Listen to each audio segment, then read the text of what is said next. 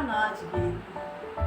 सुनत बाटिए राजा ननदी के अवाई, सुनत बाटिए राजा ननदी के अवाई। सलाह कराए राजा कौड़ी आई, सलाह कराए राजा कौड़ी आई।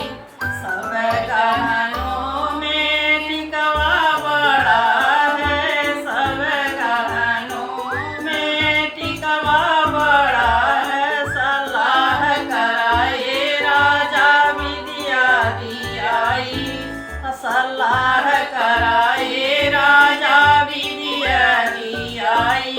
सुनत बाटिए राजा ननदी के अवाई, सुनत बाटिए राजा ननदी के अवाई।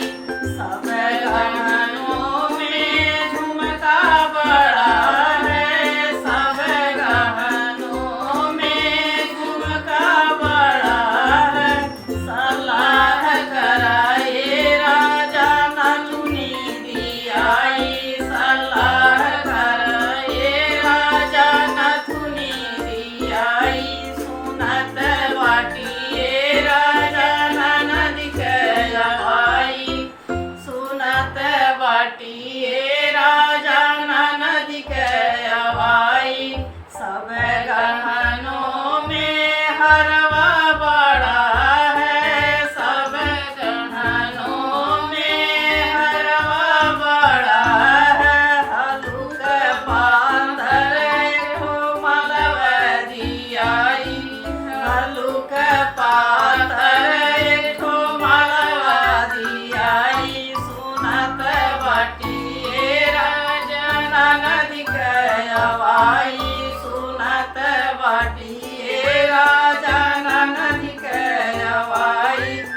सब गहनों में कंगन बड़ा है, सब गहनों में कंगन बड़ा है। हलुक पाथर एठो अंगूठी दियाई, हलुक पाथर एठो अंगूठी दियाई। सुनत बाटिए राजा ननदी के अवाई, सुनत बाटिए राजा ननदी के अवाई। सलाह कराए राजा कौड़ी आई, सलाह कराए राजा कौड़ी आई।